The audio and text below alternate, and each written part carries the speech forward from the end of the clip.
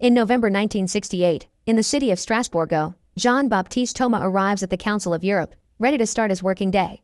After noticing a weirdly shaped car in the parking lot, he enters the building and finds a sick man lacking winter clothes waiting at the bench, so he asks the guard Gary about him. Gary explains the man is Italian engineer Giorgio Rosa, who has been here all week, and the weird car belongs to him too. Giorgio claims to be the head of a state, has brought a file for the council to see and won't leave until they do. In order to get rid of him, Jean makes a big deal out of accepting the file from Gary and taking it to the office with him, but as soon as he enters the room, he throws it in the trash. He changes his mind, however, when he notices the file has the UN logo on it. After reading what is on it, he urgently rushes Gary to send Giorgio to his office so they can grant him an audience. Giorgio requests their help to save the island he's built, but since Jean and his co-worker are skeptical, he begins telling his story from the beginning. A year ago, in Bologna, Giorgio is at a bar with his best friend Maurizio Orlandini and other classmates celebrating their graduation from college. He leaves the celebration behind though, when he suddenly sees his ex-girlfriend Gabriella and decides to invite her to have a drink with him. Giorgio asks her about her boyfriend, who she is having a rough time with, and is surprised to hear they've been together for 3 years, which is almost as long as Giorgio has dated her. He thinks Gabriella's dad likes this guy, which frustrates him because the man has always hated him. So Gabriella has to remind him the only reason why her dad hated him is that Giorgio made his TV explode and never apologized to either of them. They start arguing over the TV and the fact Gabriella may get married when she notices how late it is, so he offers to drive her home. They take the car Giorgio himself has built, which impresses Gabriella, and the two of them actually manage to chat happily even when she admits they broke up because dating him is too risky. A moment later, they are stopped by the police, who point out the car has no license plate. When asked for papers, Giorgio gives them an ID, but he doesn't have a driving license either. All this lack of responsibility makes Gabriella angry. After checking his records, the police find out Giorgio also has a criminal record, a flying ban to be precise, because he tried flying an unregistered plane he built himself too. When an officer gets in his car to confiscate it, Giorgio freaks out, so he gets arrested and spends the night in jail. The following morning, he's bailed out by his father Elise Rosa, who wishes his son acted normal. He's found a job for Giorgio, engineer for a very famous motorbike racer, but Giorgio isn't happy with the idea, so after a very sarcastic, "Thanks," he gets out of the car and leaves his dad behind. Next, he goes to see Gabriella, who is teaching a class about natural law and how things that are legal aren't always right. When she sees him enter the classroom though, she cuts the class short after only 10 minutes so she can talk to him in private. She's furious because now she has a record, and that may bite her in the rear when she tries to get tenure. Giorgio's apology is lackluster and he'd rather talk about the moment they had in the car, but Gabriella turns him down, saying that he isn't a genius, that his inventions only get everyone in trouble, and that if he wants a world without rules he should build his own. Giorgio doesn't get it's a metaphor and actually considers the idea. 3 months later, Giorgio has accepted to work for the motorbike racer, although he hates it because it doesn't challenge his mind. While holding a sign for the racer to know about a change in strategy, he gets distracted by a billboard showing an oil platform, which inspires him with a brand new idea. However, this also means the racer doesn't get to read the sign and ends up crashing, so he punches Giorgio in the face for it. Sometime later, Giorgio goes to visit Maurizio, who is trying to convince his father that it was his employees that have been stealing money from the company, when it's actually been him. In private, Giorgio tells him he wants to build his own island, and since a natural one is impossible, they can build one with metal following an oil platform design. They can go to international waters too, that way nobody will have the power to stop them. Maurizio doesn't hesitate to join the project, since he's tired of working for his father's shipyard. The next step is going to see how an oil platform is built, and they learn they use around 30 pillars of reinforced concrete foundation and an underwater concrete injector. All this plus the workers they would hire would require an insane amount of money, and to make the matters worse, they would need a special cargo ship to transport all the pillars. But Giorgio gets an idea and he shows it to Maurizio with a small metal flask in his bathtub. Steel does float if you hollow it. They could transport hollow pillars to the location of their choice by making them float behind a boat, and once they get there, they can fill them with water to make them sink again. They try the plan a few days later after Maurizio gets the money by stealing from his dad again, and it works, even if Giorgio does get scared for a moment thinking his friend may have sunk with the pillars. Back in the present, more and more council members keep appearing in the office, fascinated by the story. They're a bit skeptical to hear these two guys transported some pillars, installed them on the seabed, and built a giant platform without getting anyone's attention. Giorgio explains that they didn't, but only at first, then goes back to his story. To be an independent island, you need to have your own fresh water, so they successfully install a drill that provides them with it.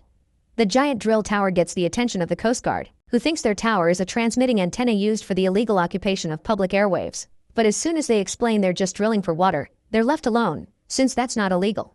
Sometime later, when the platform is finally done, Maurizio returns with the workers to the mainland, but Giorgio decides to stay his first night on the new island, Only he, the sea, a radio, and some coffee.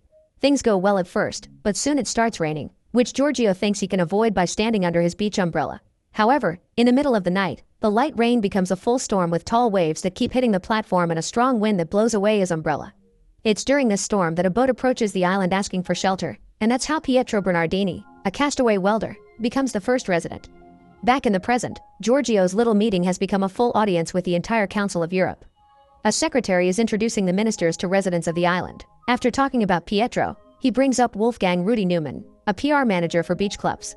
He lost his German citizenship when he deserted from the army, but since he entered Italy illegally, he doesn't have an Italian citizenship either. He's stateless. Returning to the story, Rudy is shown working at a club when he overhears the news about two guys building an island, so he decides to visit them.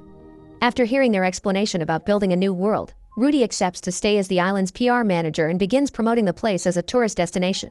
Soon the news of a lawless place reaches all of Europe, and people from all over come to the island to party. The timing is perfect too, because 1968 is the year of a series of riots in France that everyone wants to escape from. Rudy even tells Giorgio of Esperanto, which they adapt as the island's official language and rename the place from Steel Island to Rose Island, which Maurizio doesn't like very much because it leaves him out. The island becomes so big and famous that they start appearing on the news, and that's how Franca learns about them. After discovering she's pregnant and understanding she can't tell who the father is because she's had too many flings, she goes to the island and demands a job as a bartender. The men give her the job, getting excited because her baby will be the first native island resident. One afternoon, after dismissing Maurizio's gambling ideas, Giorgio is shocked to see Gabriella has come to visit him. She isn't impressed by the island though. She thinks it's just a disco and not an actual state. After telling Giorgio that she's getting married, she leaves, refusing the invitation to stay the night. Later that night, Rudy and Maurizio argue over their ideas. Rudy wants to start a water skiing competition while Maurizio wishes they could have gambling tournaments. Giorgio's mind, however, is still stuck on what Gabriella said, so he tells his friends that he wants to be recognized as a real state. They have currency, stamps, postal service, and an official language. The only thing they're missing is a government. Giorgio declares himself to be the president, Franca the minister for economic affairs, Pietro for surveillance and defense, Rudy secretary of state, and Maurizio shall cover internal affairs. To make it official, they send a letter with the request to the UN, who contact the Italian government, and that's how two special agents end up visiting the island. Some days later, the Italian Council of Ministers is having their usual meeting when Prime Minister Giovanni Leone is given the news about the island by Minister Franco Restivo, who has been hiding the fact the Secretary General of the UN has called them about this 2 days ago. Furious, Giovanni demands to know why they haven't done anything about it, so Franco explains he sent 2 agents to the island that haven't returned after 40 hours. After the meeting is over, said agents finally call, confessing they have been mesmerized by the freedom of the island, even causing one of them to cheat on his wife. Later in the evening, Franco appears on TV saying the government is working on disposing of the island. This is seen by Gabriella and Giorgio's parents. Franco's little speech, however, has the opposite effect of what he wanted. Dozens of letters begin arriving at the island, asking for a citizenship. Sometime later, Giorgio returns to the mainland to have lunch with his parents, but Elise doesn't let him buy him a lobster because he worries the money the island is making may be illegal. Giorgio invites them to come and see the island, but they turn down the offer with a silly excuse. Afterward, he is approached by Franco's agents and offered to have 2 beach bars of his own in exchange for him dropping the island. Giorgio of course refuses and leaves without uttering another word. Later that night, they close the island to outsiders so the 5 of them can have an important talk. It's been decided that they'll finally start handing out citizenships, and the first passport, which just got printed, is for Rudy, who never had one. Meanwhile, Giovanni is having a meeting at the Vatican with a very important cardinal that asks him to do something about the island soon because it's appearing in the newspapers and they can't hide it from the Pope, who will not approve of such rebel ideas. When he returns to the Chigi Palace, he discovers dozens of letters have arrived from people asking to cancel their Italian citizenship, and similar requests are happening in governments around the world. Nervous and upset, Giovanni orders Franco to solve this problem as soon as possible if he doesn't want to suffer the consequences. This results in an agent visiting Elise at work. In the meantime, at the island, things are quiet because it's raining, not exactly party weather. Maurizio wants to start planning something to do for when summer ends and is shocked to hear Rudy, Franca, and Pietro are leaving, but Giorgio quickly catches on to what's going on. Unlike him, his friends did take the offer from the agents. Sad and betrayed, Giorgio goes to visit Elise, who has been fired from work under saying his performance hadn't been good when he had been nothing but an excellent, obedient worker. Not wanting his son's education to go to waste and disappointed by the dirty tactics the government is pulling, Elise encourages Giorgio to turn down the deal and fight for his island. Giorgio goes to see Gabriella, finding her at the movies with her fiancé. He wants her to be his lawyer in this legal fight he's about to start, but she refuses. She points out he shouldn't have written to the UN since he may be on international waters, but he's still an Italian citizen, and if he wants to achieve anything, he should visit the Council of Europe. So he does exactly that after taking his car back from the impound lot and stealing a license plate from another vehicle not to be stopped by the police again. And that's how he's here now, in front of the whole council, telling his story. Once he's done, he's asked to wait in the lobby while the council decides how to proceed. Meanwhile in Italy, Franco is congratulating his agents for having managed to buy off all the island's residents when the news of Giorgio being with the council is brought to him. Giorgio is currently being congratulated by Jean, who informs him his story has impressed the council and they have accepted to review his case, but their talk is interrupted by Franco calling the lobby, demanding to talk to Giorgio. He picks up the call, and after they argue for a while about what it means to found a state, Giorgio tells him about the council having accepted to analyze his case. This makes Franco desperate, so threatens to use Italy's military arsenal to blow the island to pieces. Seeing as the island is now in danger, Giorgio rushes back to Italy to try to save it, only stopping on the way to call his mom, who doesn't care much about hearing the island problems. In the meantime, Gabriella is shopping for her wedding cake when she notices the shop sells souvenirs shaped like the island, which makes her reconsider what she's doing with her life. She decides not to get married and goes to the port to join Giorgio in his boat and go together to Rose Island. Once there, she asks him if it's true that he built the island for her, then she kisses him. The following morning, they're woken up by the noise made by an Italian Navy battleship approaching them. In Cheeky Palace, Franco asks Giovanni to authorize the attack. Giovanni at first thinks he's joking, but when he realizes he's being serious, he refuses, not wanting to sign an act of war. Franco reminds him he asked him to fix the issue by any means necessary and informs him that Giorgio has been heard by the Council of Europe, so they have no other choice.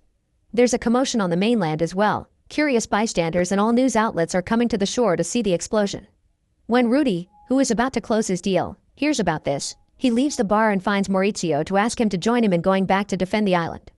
Maurizio thinks they can't because they aren't allowing boats to enter the water, but Rudy has an idea. That's how the two of them, Franca and Pietro, enter the water skiing competition, only to drive away in the middle of the race to return to the island.